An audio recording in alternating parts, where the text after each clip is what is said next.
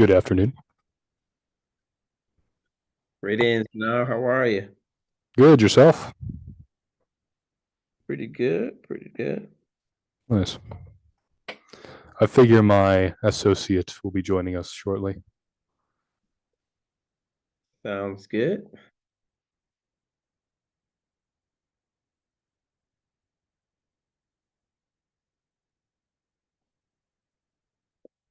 What's the weather like out there in good old San Diego? It was a nice day. I think it got up to 69, so very, very mild, slightly hazy, quite pleasant.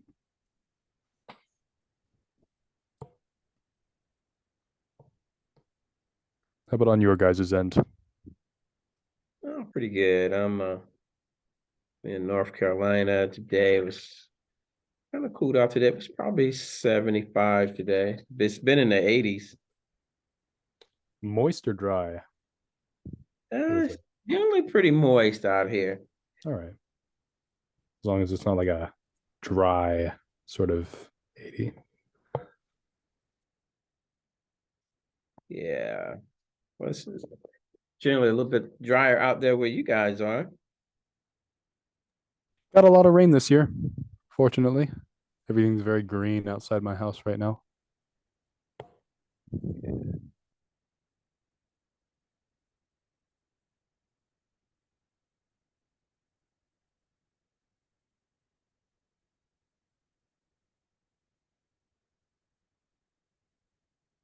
Looks like Raleigh.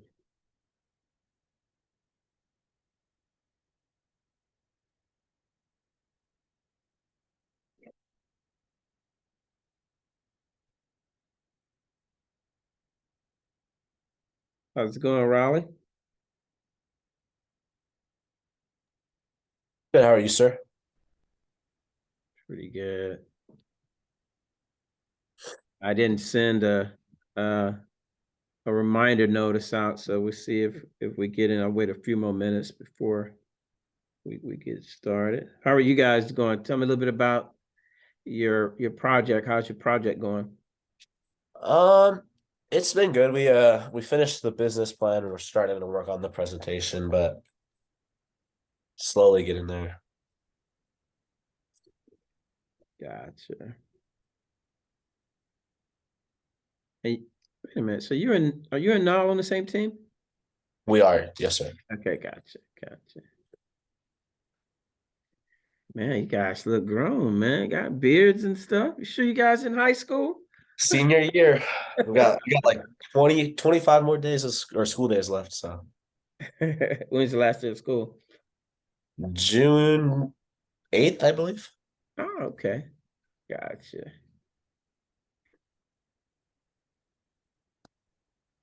I'll just wait a few more minutes.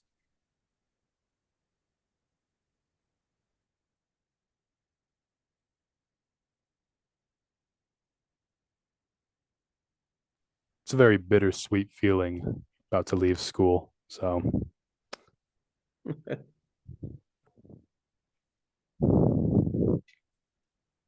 thought I would have been happier. Any teachers you're gonna miss? Um, I don't. I can always come back and visit them, but responsibility is about to kick me in the face. So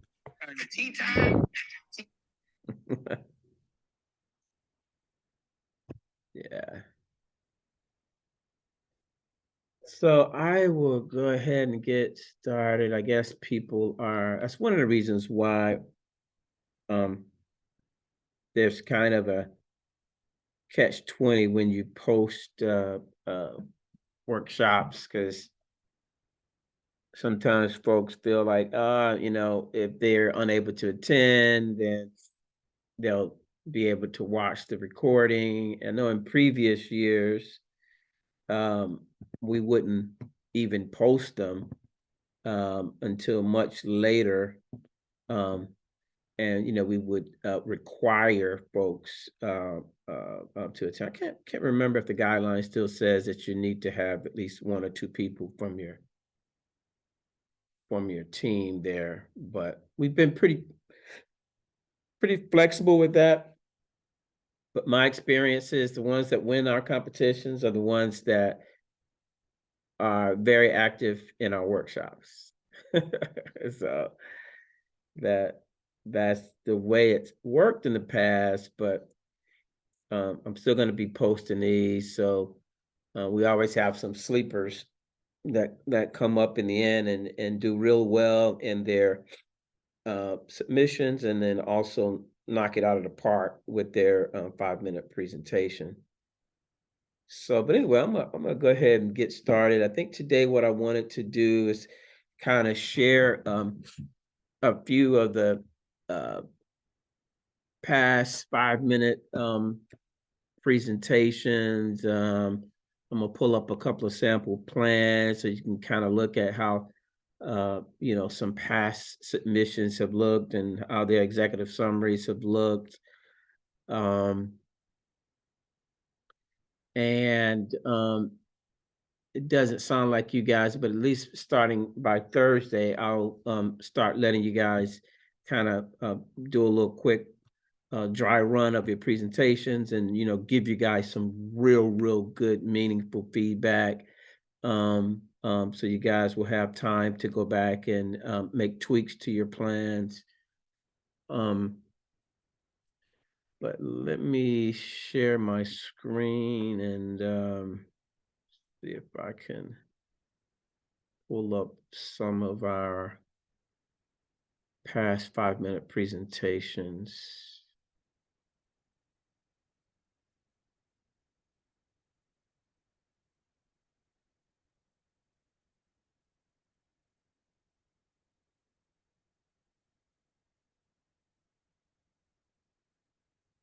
And you'll find that some of the guys in this case, we allowed them to use other, graphic tools to make their 5-minute presentations look nice.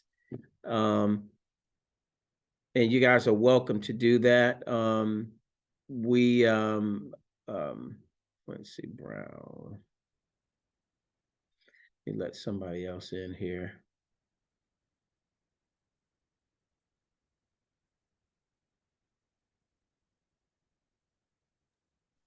Sorry, we need it back now. Quincy, how you doing?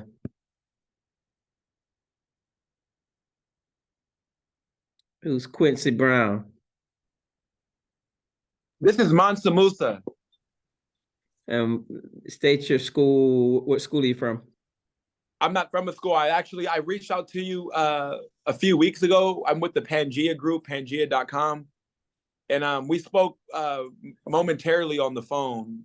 Hold that door. We spoke momentarily on the phone. My phone is dead right now, so I'm logged into my business partner's account right now. Okay. And so I actually got an email sent that it was a meeting for a business accelerator today. Okay. I mean, are you with a high school, or where are you? What's your background? No, we work with students in STEM, but we're actually building an electric vehicle company in the San Diego area. I spoke with you momentarily. I know you probably heard yeah. it. Okay. Yep. I do remember. Yeah, this is just one of our workshops where we have some of our students that are in the competition, and we go over different topics for this particular competition, and today we're just going over some past presentations and those types of things. So. I'm not, unless you guys have some students that are in the competition, not real sure how beneficial this would be for you. Okay, that makes sense, because I was trying to ascertain exactly. Okay, that makes perfect sense. That explains everything. I didn't know if it was just a business accelerator or program for all entrepreneurs. No, this is something specific for kids that are ninth grade, middle school and high schoolers. And that's wonderful. Yeah. That's wonderful. Well, actually, I know we're actually working on, my partner and I. This is my partner, Quincy. Howdy. How you doing? This is the chief technology officer at Emotep, and Yeah, so again, I don't want to waste your time, but you told me we didn't have a website at the time, so we're still working on developing our website. We didn't want to go through a third party. We were going to build everything from the ground up. So definitely, we're working on a hydrogen electric vehicle right now, and we have some proprietary technology that we're working on patent with the USPTO. And so, once we have everything, I'm looking forward to connecting with you indefinitely with Nick Cannon, because we're a San Diego-based electric vehicle, and there's no one from the African American community that has manufactured vehicles on an international, multinational scale. And so I think that he'll like this project. I think you will. And we look forward to collaborating and working with the Nick Cannon Foundation. Okay. Well, all right. Well, yeah. Well, shoot me an email, because I don't have but so much time with these Yes, kids here. You guys are tapping into their time. Please let me stop. Thank you for all that you do, Mr. Highsmith. I look forward to hearing from you soon. Thank you so much. Shoot me an email update. Thank you. Okay. All right. Thanks.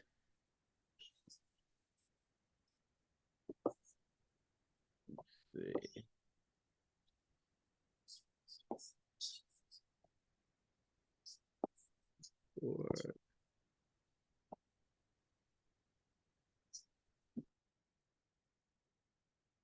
Interesting, gentlemen. Yeah, sorry about that, guys. Yeah, right there in San Diego as well. Yeah, I heard that they said a EV startup in San Diego. It's like, oh, I might know these guys. But Yeah. Let's see here. So what I just this was our competition a few years ago, and like I said, in this case, our grand finale was actually virtual because it was right during COVID. So they did some real jazzy kind of graphics to their 5-minute presentations, even though they still had to present their presentations. But they still, because it was knowing that it was going to be virtual, they did some of them did a really good job at their presentation. Let's see, Quentin Carter.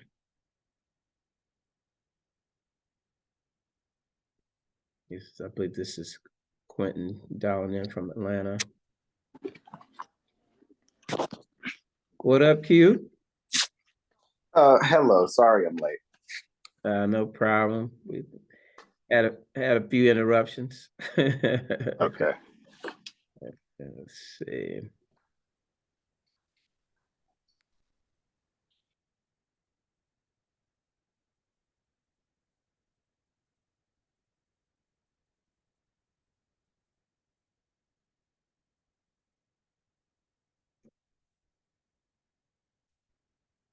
Okay, let me.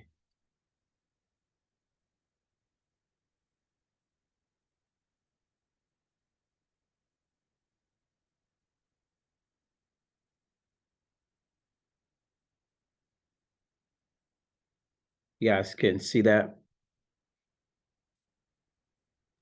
yes, sir. All right.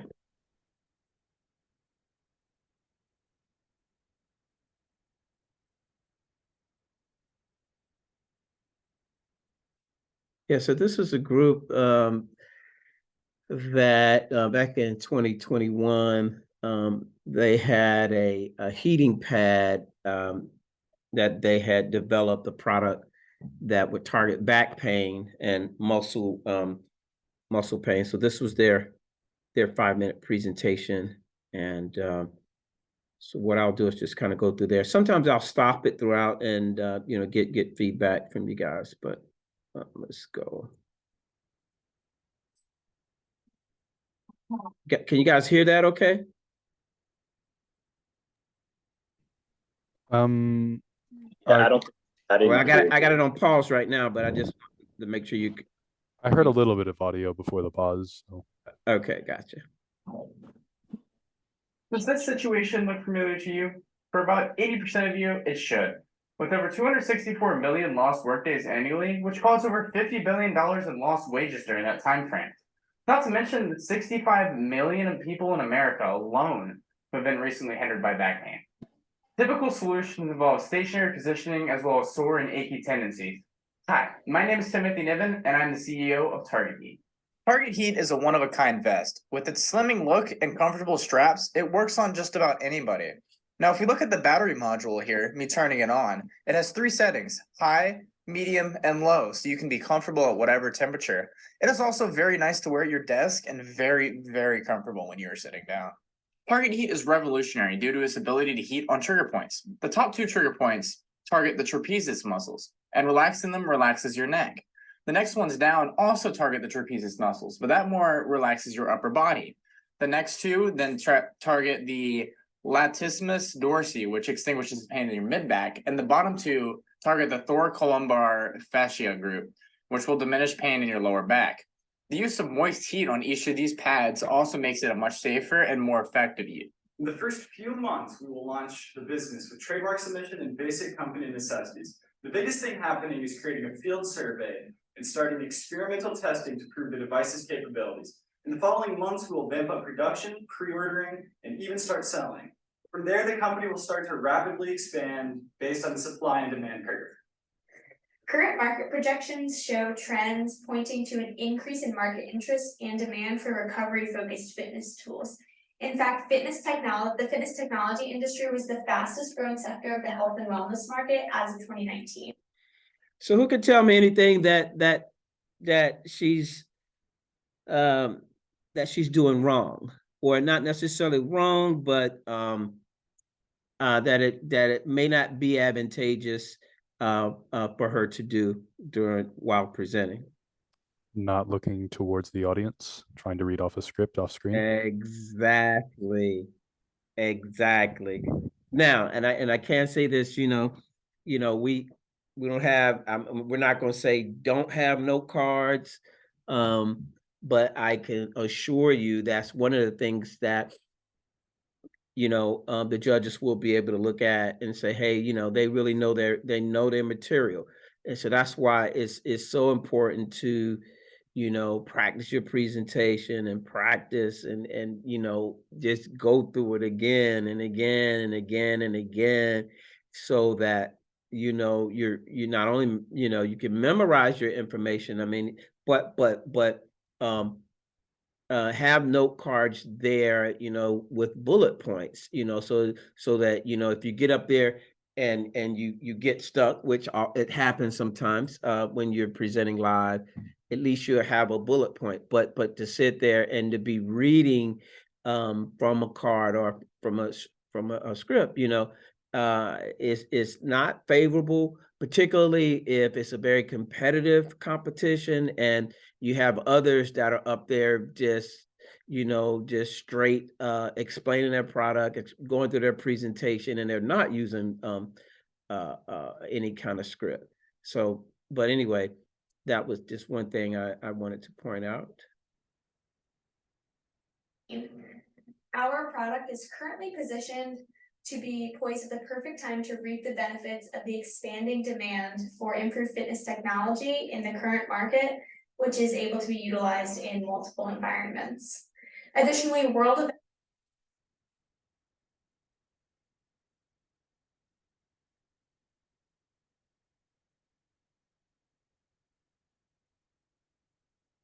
events have impacted the fitness industry and the wellness market in favor of tools and technology, which can be utilized at home while promoting health and wellness of the customer, which is one of the core essential targets of Target Heat.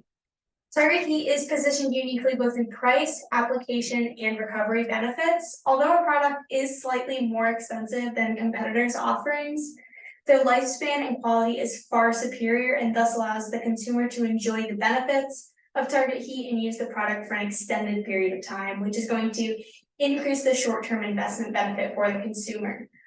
Target Heat is also specifically designed to promote recovery and periods after movement and exercise while the athlete or user is still active and currently moving, which is going to both target different market segments and differentiate our product from competitors' offerings.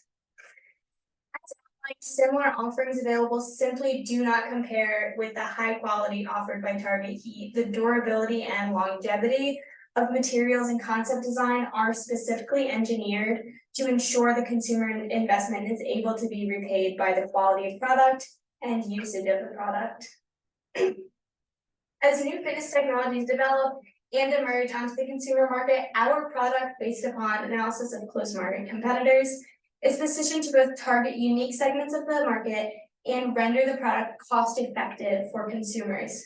All in all, Target Heat is by and large the obvious choice among similar products and brands on the market today for consumers. Before we go public with the company, we will need an initial investment around $80,000 in order to cover everything detailed in year 0 of the current slide. Now, once we begin selling walls, we will be hit with the cost of labor and the cost of materials, which will make it so that in the first 2 months we will not have very large profits. Now, once we hit roughly 1,100 wallets sold, we will begin making steady profits, which will continue on into the future. Now, we will be selling each of the Target Heat vests at different costs. The Target Heat Non-Go will be sold at a roughly 192% markup, and the Go variant will be at 212% markup. Now, a large sum of the revenue we bring in will go towards paying our employees a livable salary and keeping up the quality of our product. Our goal over time is to develop a more efficient way to make the vest while maintaining the quality we pride ourselves on in order to reduce costs and increase profit. Now, as you can see from this current slide, in year 2, our profits will basically quintuple. Now, this is because of less startup costs, and we will be selling more vests overall. Now, in year 3, we will see roughly a doubling of the profits, which may seem like a less drastic approach to the profits, but we will be paying our employees higher salaries, and it's actually a much larger sum of money in difference. Now, by the 4th year, we will have Target Heat planning to break the $1 million marks in profit for that year, and we will continue to be developing more efficient and more high quality ways to make the vests. Now, we believe that these profits will continue on an upwards trend well into the future.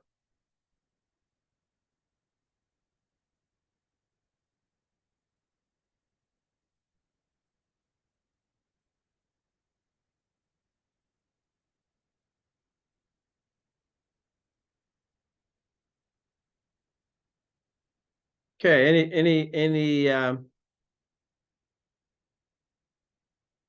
any questions on that particular presentation? Anything that you guys see?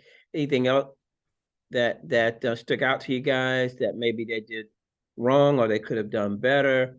Did you see anything in the financial projections? Anything that that stand out to you guys? It certainly seemed unrealistic. It was kind of a lot of money for a 4th year. But I was about to say, is $1 million in the 4th or 5th year a realistic expectation for a startup?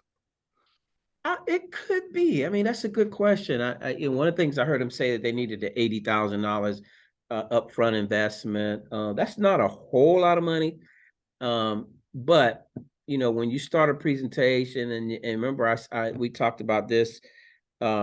I think in the last workshop, that's one of the things that stopped the presentation midstream. I remember at one of our judges asked, I forget, somebody had a product and they said they need $1 million or something like that for startup cost, and one of the judges raised his hand and stopped them midstream and said, wow, that's a lot of money to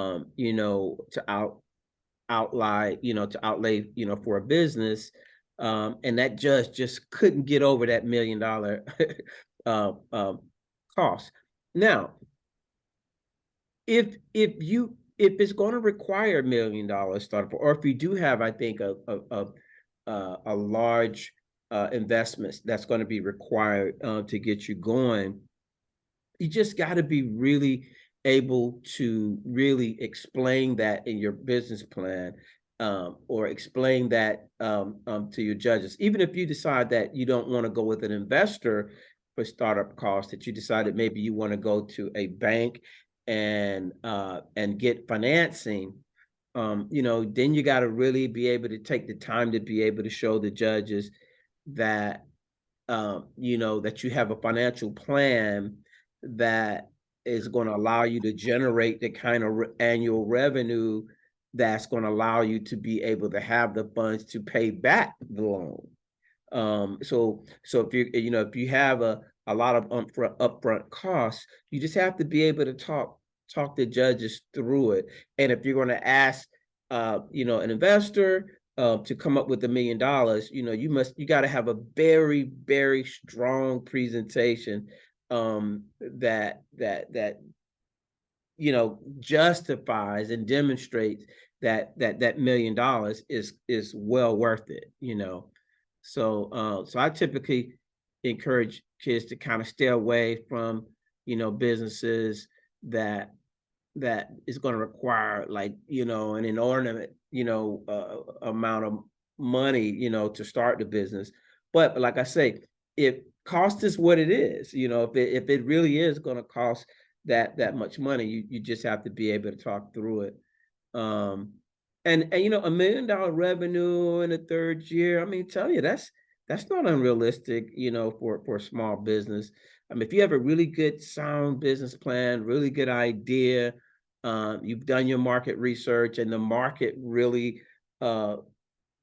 demonstrate that the money is there to be made in that market, then no, man. I mean, we've had kids that truly have had some really, really good ideas, and their projections were very realistic, but their projections matched their market and as well as their services that they were going to be providing, or the product that they were going to be providing.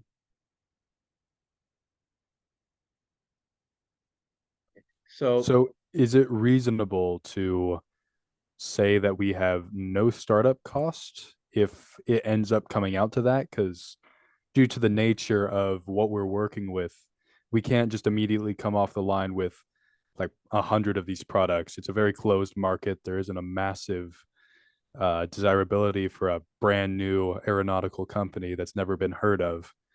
So most of our efforts would be trying to be working ourselves into the industry, but that doesn't end up coming out to like a $40,000 startup cost. If anything, most of that money would go into manufacturing the 1 or 2 units we'd be producing at a time, which would almost immediately get paid off. So what if we had no startup cost? Well, I think that would be that would be attractive, to investors.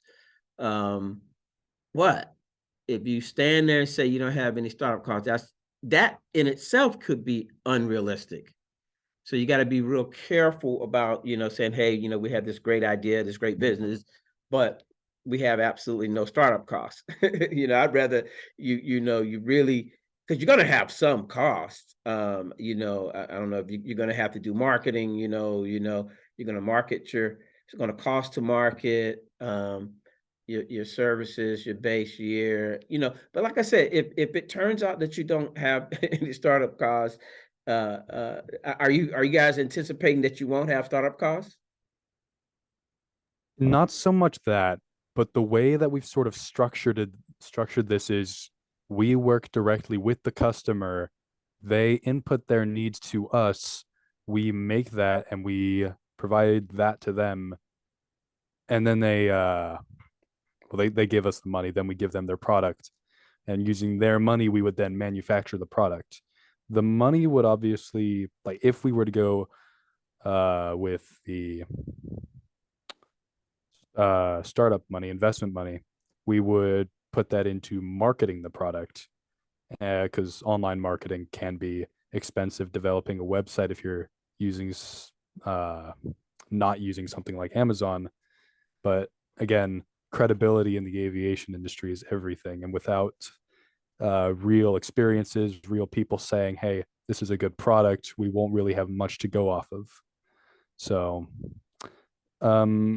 the point being, there just isn't a massive upfront cost for a model like this. It all just depends on our customers. Well, spend that in your favor and say that, just due to the nature of the product and the demand, of our product, that, that we, don't require much upfront cost, and that our business is gonna, gonna generate cash, early on. But like I said, that can be spent in a way that can be favorable, but just don't spend it to a way that the judges might say, well, that's unrealistic, that, you're not going to have some cost. I would probably say that we're going to minimize our upfront. Our upfront costs can be overcome or minimized due to XYZ. You know what I mean? Because if you're going to start a business, you are going to have some costs. And even if you show a graph where you kind of break up, what's your startup cost and what's your cost for operations and all that, which we kind of talked about when we went over the financials, you can just show that your startup cost is going to be nominal. You know what I mean? You got to pay yourselves. You got to have some money to pay you and your team, and that's what I mean when you get into it. There is going to be some cost, but and I know most of us entrepreneurs, we feel like our time, we're donating our time to our businesses in the beginning, but you really have to if you're really serious about this, you have to eat and you have to pay yourself, and that is necessary. That is a necessary cost as well. So like I said, it could be beneficial to you, but just be careful that it doesn't sound realistic. So try to develop it in a way that it sounds like a fallback thing. If we start having monetary struggles with suppliers, we will have X, Y, and Z amount of money that we can leverage in our favor to get the product out. Yeah. Sort of a deal. Okay. Well, and another thing you can do, you can always get a small business loan and a line of credit. You can always get a line of credit, and to me, that would look even more attractive. You can always get a line of credit and don't use it. You know what I mean? You can get a line of credit from, say, if you go and get a $500,000 line of credit, or $100,000, whatever, from a bank, and then you'll only use it if you have an emergency, and if those your conditions should change, and the money, you're not getting paid in time, you have money to tap into for payroll to pay your people. You know what I mean? So those are the ways that you can really spend, not needing startup costs. You can go get a working line of credit from a bank and only use it if you have to use it. Okay. I think that's a good thing I can work with. So what you're saying is, if need be, I can. So I'm enlisted through the Marine Corps. So eventually I would be able to pull out a VA loan, which is a much lower interest rate. Would that be a good point to put down? Yeah, you can. You can say I can get the VA will allow me to get a low interest loan, and even though I don't anticipate needing much working capital or startup capital, I will get a line of credit, and I will have that credit available if needed. So that kind of dips into something I was wondering. Could we structure, so like the finances, could we structure it more so around us personally? Like, if I already have a car and we need to go to airports to market, I understand we might have to put gas and an expense for finances, but we wouldn't have to pay for a whole new car, or we need to show that is something you do need in a business. And similar to the salary thing on that end, we will both end up having jobs. We can't live purely off of a startup for the first couple of years. Yeah. That's realistic stuff. That's real life stuff, because that's what entrepreneurs do. A lot of times entrepreneurs still have they got families to feed, and they still have, their job that they're working full time and doing their business part time until that business starts generating enough capital or cash that you'll be able to, kind of quit your job. But those are things that, and you have to be careful with that too, because from if you go to try to get a loan or a like a small business loan or even an investor, they're gonna want to know that you are committed to this business full time. So you have to be real careful about having, saying that, we're gonna be, working another job at the same time, because see, then they won't take you serious. So that's another reason why you get a loan or a startup loan, because I mean, you got to go all the way in when you start a business, and if you have other commitments on your time, then if you go into a bank, it's better that you tell the bank that, hey, we want a $500,000 line of credit, because we're going to need that to meet payroll for the next 2 years or the next year.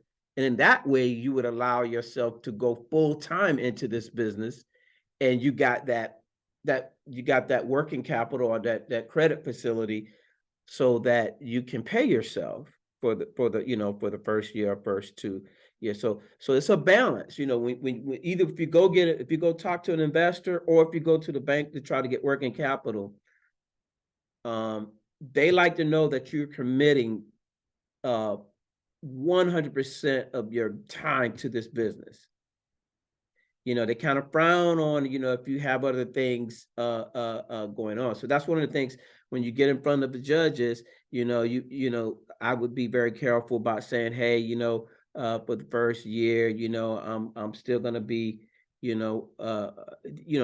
mean, you could be realistic, but you don't want to, and because it is very realistic for entrepreneurs to have, work all day and then, on their business, whatever, then they work a night job, third shift on another job, and just don't sleep. I mean, I've seen people do a lot of things in the first couple of years while their business was growing. But when you go and talk to a potential investor, or you go talk to a bank about giving you a credit facility, they're going to want to know that you are full time in that business. And whether you have a side job, they don't want to know about it. You know what I mean? Because at the end of the day, what you do with your time when you go home in the evenings is what you do with your time. But you just want to make sure you don't give the judges or any kind of loan officer that you mislead them and give them the idea that you're not really serious into the business. Gotcha. Thank you. Yeah, but anyway, let me drop another see if I can find another video here for you guys.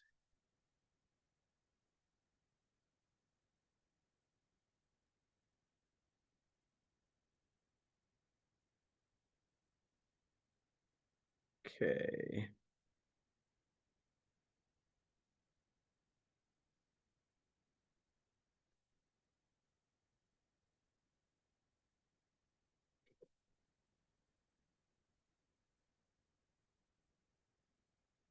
Hello.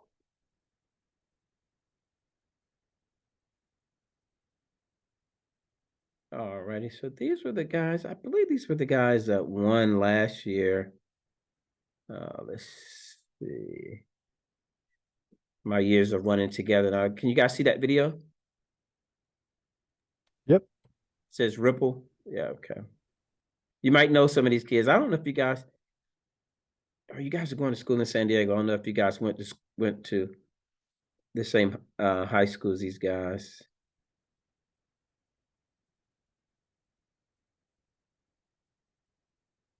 We are Team Ripple from.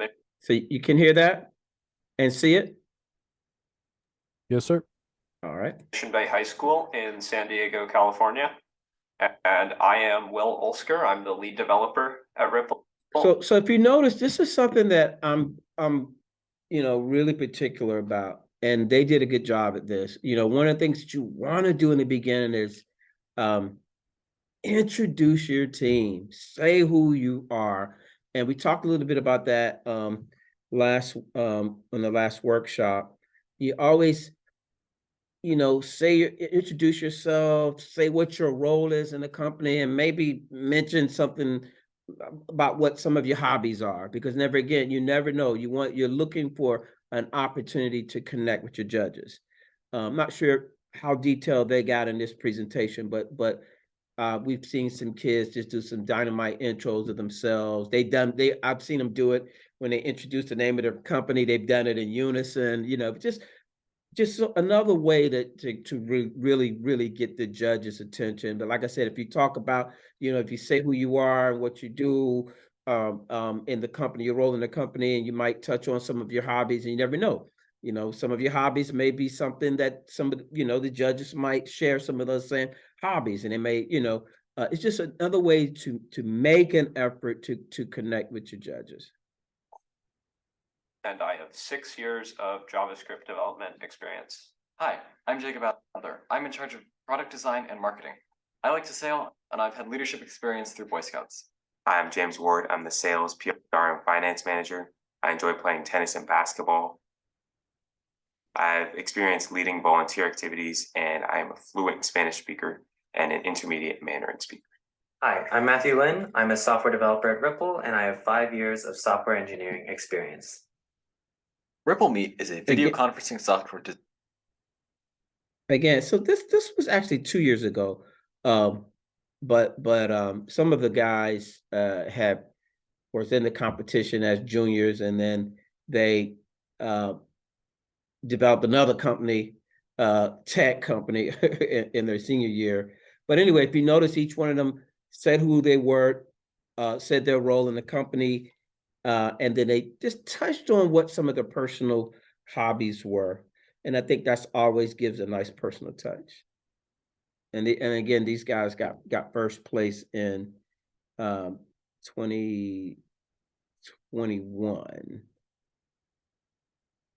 Designed specifically for education.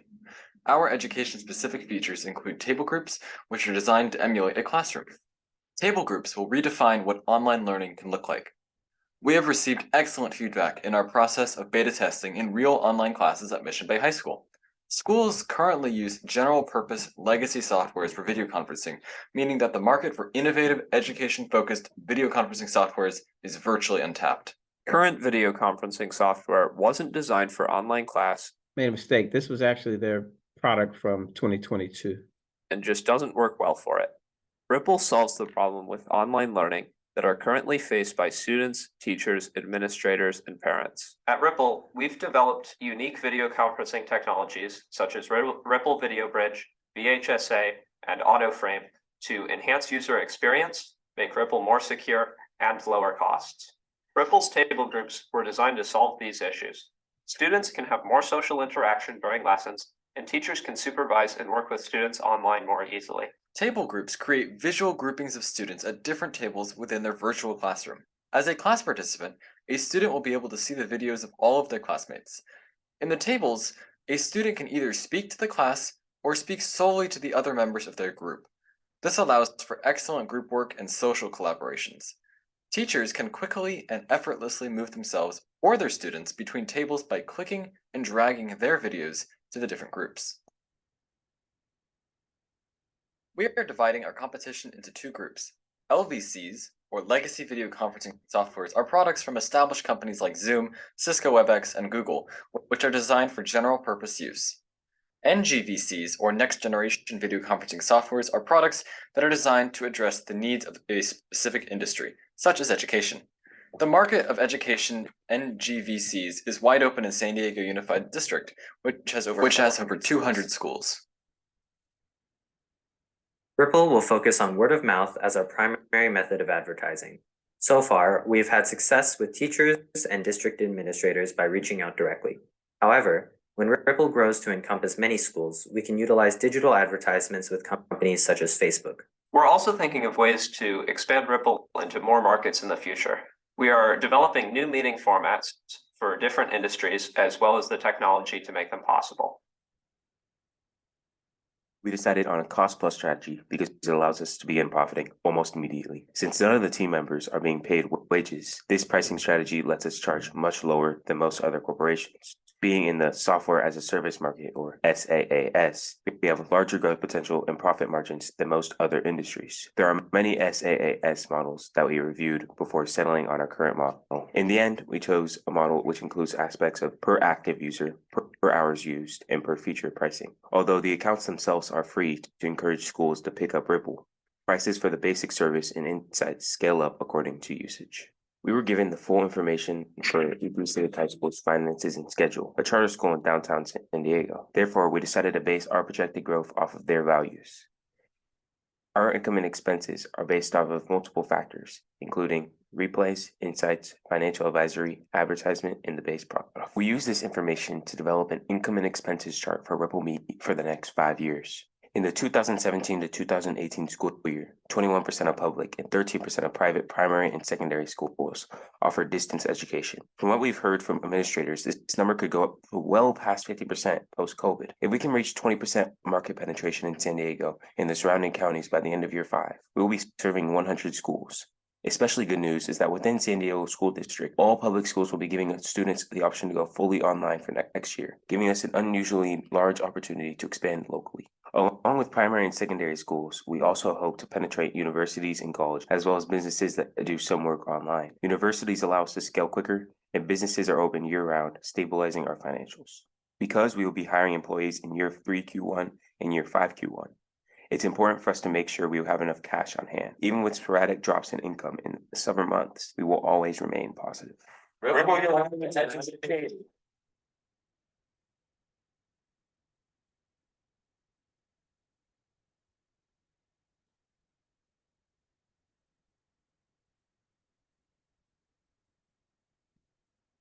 Man, I can't remember if that was last year or or 21 or 22.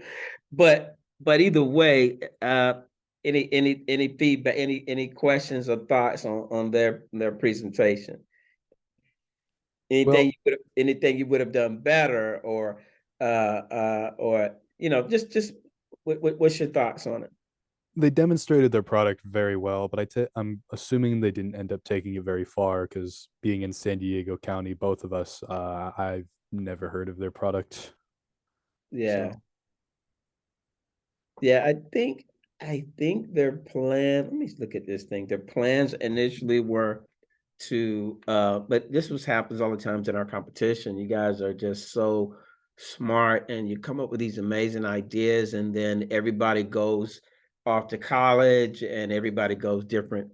They're not, required to start a business as a part of this competition. But, I'm gonna tell you, man, it's just a unique opportunity.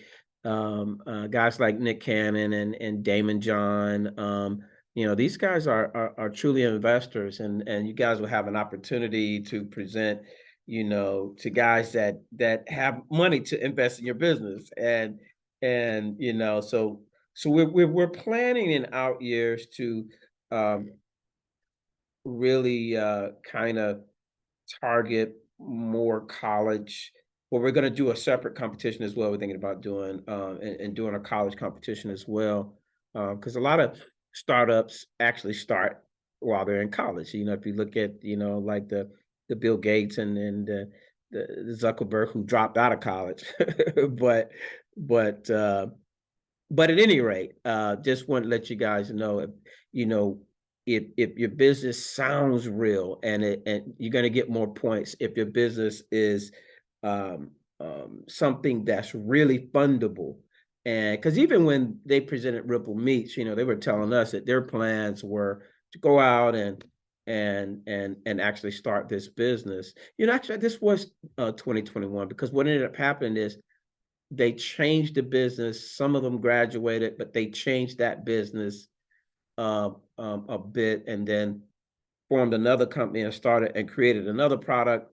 And at least 2 of them re-entered the competition as seniors, and my understanding is that they're actually in business with that product right now. Let me see if I can recall the name of their business.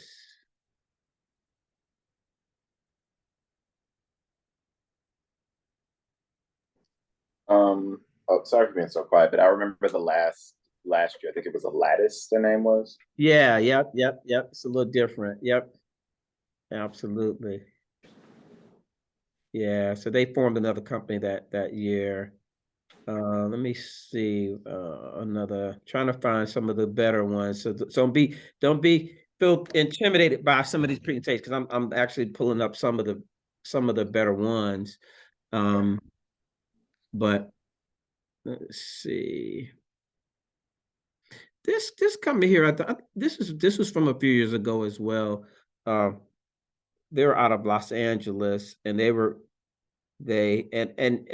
Quentin, don't, I mean, I'm showing kind of more science oriented projects, but don't I'm going to show more of these presentations on the next one, and I'll try to find some other ones, but don't feel some kind of way at all, because you guys have a nonprofit. You guys have just an equal opportunity to to do well in this competition. Let me see. Yeah, I think it's this session has been very helpful, because I know last year, I remember one thing that I know that we did with our presentation, we skipped out on a lot of the financial piece. Mm-hmm. We skipped out on a lot of the financial piece, and I know that was one of the, now that I'm looking at all these example presentations, that was one of the biggest tenets of it. So yeah, and in general, I mean, I don't care if it's nonprofit, for profit, whatever, you always are going to have to generate money, and finances is a big part of any kind of business. So you have to make sure in your presentation that you dedicate enough time to go over how money is coming in and how money is going out, and with the nonprofit is essentially, the same thing. Is just with the nonprofit, you take profits and you invest it in the community, or you invest it in your cause. Whereas if you have a for-profit company, you're generating income, you're generating revenue, you're giving that money to the ownership of the company, or your shareholders is who takes the profit, who gets the profit from the companies. But here's another one, was out of another school in LA, that I thought it was a good idea. This might have been one of the ones where they had a lot of startup costs, and I think it just threw the judges were thrown by it. Let's see.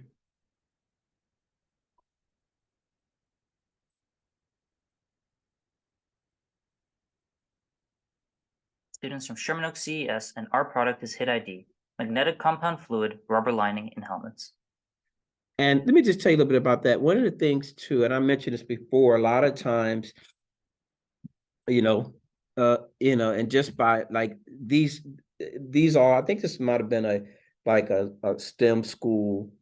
And a lot of times, sometimes, folks that are very scientific oriented, when they have those kind of products, they're not good with numbers. And I think that's how they blew it in this competition. They had a very good idea.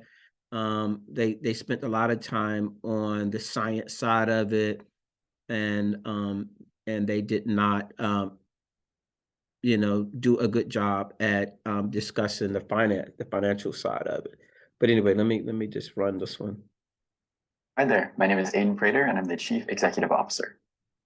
My name is Emily Perales. I'm Chief Science. And again, you see how they laid it out? They listened. They start out with introducing themselves and saying a little bit about their background and their roles in the company.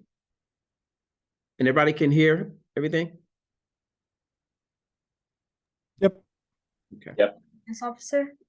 My name is Isabel Mehta, and I'm the Chief Financial Officer. My name is Daniel Flesnikov, and I am the lead software engineer. So our mission at Hit ID is to help reduce the risk of undetected concussions. In the US, there's an estimated 3.8 million concussions due to competitive sports, and 69% of athletes have reported playing with concussion symptoms. And of these players, 40% of them stated that their coach had no clue. These untreated concussions often lead to impacted brain function, such as CTE, which causes memory loss, dementia, and physical repercussions, and second impact syndrome, which is often fatal. Thus, with our product Hit ID, it aims to reliably protect athletes by determining if they sustained a concussion through real-time monitoring. The Hit ID team presents its financial plan, introducing our detachable helmet lining and its easy-to-use app. Aimed towards youth football leagues and beyond, our product costs $75 to produce, and we plan to have a starting retail cost of $150. Our startup cost for the first year is approximately $1 million, and we project a profit by our third year of operation. Based on research by Kunya Shimada that we plan to further on our own, we would combine natural rubber and magnetic fluid to make rubber liquid that is then solidified into a thin piece of piezoelectric rubber, process similar to that of tires. Why do we say piezoelectricity? In its simplest form, it is the function of voltages and electricity from pressure. This process is seen in the functioning of medical imaging, printers, and watches, and would be used to help detect concussions through impact. Currently, MCF rubber technology is patented by Kineo Shimada in Japan. By patenting our technology in desired market regions, we would be able to not only protect our technology, but also to license it and contract out manufacturing. Our main market will focus on the youth sport leagues, which is projected to be about $7.6 billion by 2026. The youth accounts for 1% of sports-related concussions. Thus, for our preliminary years, we will be marketing towards Pop Warner football players and then branching out to high school athletics, ultimately branching out to sporting equipment stores. We will utilize our website, social media, and partnerships to increase publicity. At the same time, we also plan to attend trade shows and events to do further market research. Let's take a look at a SWOT analysis for our company. In terms of our strengths, Hit ID is both less expensive and effective than its competitors and is supported by a dedicated team. Our primary weaknesses fall upon our lack of access to the current market for helmet technology, as well as a completely unestablished brand name at least. To combat these weaknesses, we have plenty of opportunities, including partnerships with manufacturers and distributors, and the ability to outsource our production. Finally, the biggest facing the success of Hit ID is competition from large helmet and sporting good manufacturers that have access to resources unparalleled to what we can expect within our first few years. Here we can take a look at Hit ID's many advantages. Not only does Hit ID start at the low cost of $150, but it is more durable than its competitors, doesn't hinder protection or comfort, delivers all impact locations and data with incredible accuracy. So based on our financial model provided by UCLA, our projected value for the total investment needed for the first year is approximately $1 million, when taking into consideration compensation, materials, and more. Yet it leaves out some expenditures such as insurance, lawyers, taxes, due to their fluidity. These expenses will be paid off through investments and grants that will be applied for in the years. Currently, Hit ID's price is expected to be only $150, despite costing $75 to produce. Yet this 100% markup may increase due to these expenses. Although we don't intend to profit until our third year, we do plan to double the units manufactured by each year. For our first year, we'll be doing laboratory testing for our prototypes, and we'll also be seeking partnerships. Our second year, we'll be deal testing, establishing those partnerships, and doing more market research. Our third year, we will begin selling to Pop Warner teams with a $50K profit, and then our fourth year, we plan to sell in major sporting goods stores with over $100,000 profit. So to elaborate on what my partner just said on production and profit, the first 2 years are more focused on laboratory and field testing, with the first year producing 10 units and the second year producing 100 units. We do not put any products on sale until the third year, expecting to make $50K in profit compared to raw materials, yet we're not taking into account any other expenditures. That $50K is a promising amount that will be put back into the company for further growth. The primary goal of Hit ID is to improve the safety of the sports we all know and love. As we continue to grow, we hope to expand the applications of Hit ID to many more sports and recreations. Thank you from the Hit ID team.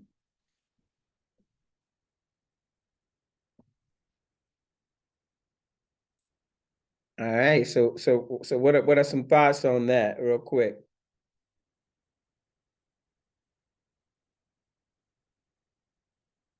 Anybody?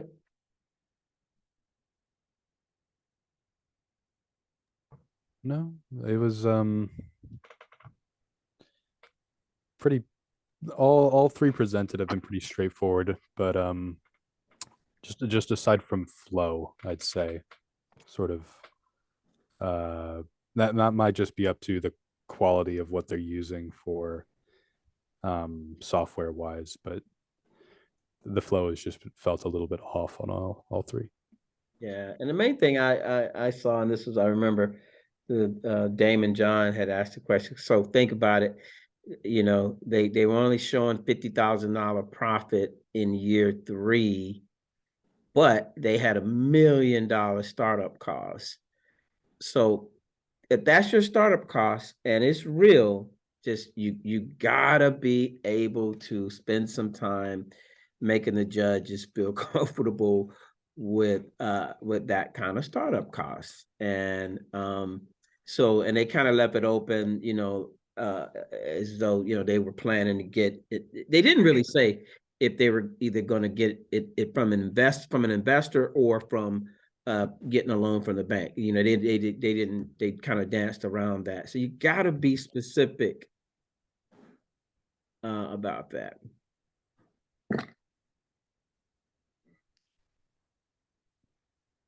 Quentin, did you say something? Oh, I was about to say, one thing that I think the presentation was overall good, except there's one thing that I did notice is that one thing I've been told when I present is that you never tell someone that you left out something or that you forgot something. I remember they said during like the financial part, they said something about they left out the part about like some fees associated with it. That they would get out through loan, that they would like use grants and all of that to try to subsidize. So I think that was like one of the things they should have, if they were going to say it, they should have included some sort of visual indicator like they did with the rest of, like they did with everything else. Ah, good point. Good point.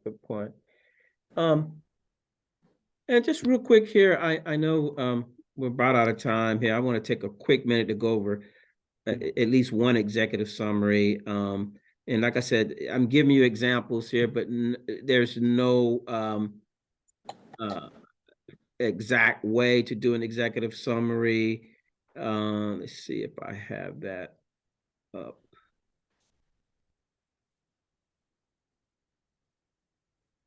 Final, let's see if that's then. Yeah, so here's the executive summary. Can you guys see that? Yep. Yes. You can see the executive summary?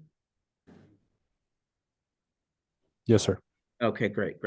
So this is the executive summary from the winning team from last year. The name of their company was Nexus Lattice, but you know, I thought that they're like executive summary. Typically, you want to be able to tell the reader in a summary what your business is, you know, what the market looks like, you know, what the competition look like. If you have a product, you see they're showing images of their, they had 4 pieces or 3 pieces to their company.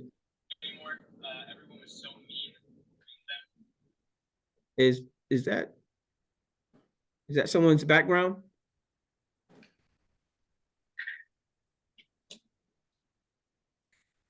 Carter's, I think. Huh? Carter's, I think. Okay, if you guys can go, you know, just on mute. I'm just going to take another minute, go through this. And so, but anyway, I thought they did a good job. They had images and they had a product, so they had pictures of their product. They had a summary of their team. who was the chief hardware officer, engineer, chief technology officer, chief operation officer, chief marketing officer. So, you know, they talked about their team, they showed pictures of their product. They talked about some of their key features, and they say what it is. And they talked a lot about hybrid learning. And, you know, here they say what hybrid learning, you know, it's a combination of classroom instruction where you have some people in the classroom physically, and you have some people who dialing in, you know, through video conferencing. But I think they did a good job here. They talked a little bit about the video conferencing market. It was expected to grow from 6.8 billion in 2022 to 14.5 billion in 2028. They talked about their $9,000 startup costs and zero of cost of customer acquisition. They talked about solutions to the California public school teacher and student shortages. They talked about $1.5 million serviceable market and profit by year 5. So they gave a summary of the business of what it is. They showed you what the products are. They gave you some, you know, some features of the market. And they said they're going to be profitable by year 5, you know. So those are like really like key bites that is going to make the reader want to read your business plan. So you just want to make sure you give them some nuggets in that, and you can do that in a page. And if you could use pictures or a graph to help you summarize your business plan and an executive summary, I like to keep them at, you could take 2 pages if you want to. You only have 10 pages for your business plan, but you know, it's very, very possible to give some really good nuggets in 1 page in an executive summary. So then they went on to give their problem statement and, you know, and other things in their business plan. But that executive summary, because the judges, you know, we're getting so many plans and PowerPoints that are be coming in. You want to be able to really give a powerful executive summary that says exactly what it is, to who, what, when, and how in that executive summary. And like I said, you could take as much space if you feel like you need to flow over into. I highly recommend executive summary. You know, you keeping it to 1 page and use images and pictures and graphs and pie charts or whatever you can, you know, to really convey what it is your business, what it is that your business is gonna do. So, at any rate, so that's it for tonight. I don't definitely want to keep you guys any longer than an hour. But are there any questions on the executive summary or the oral presentations? No, none on my end. Gotcha. No, I think we're good, but thank you. Great. Well, all righty. So I have been posting these presentations, and you guys enjoy your evening, and I will see you on Thursday. Awesome. Have a good one. All right. Thank you. Have a good day, sir. All right. You have a good night.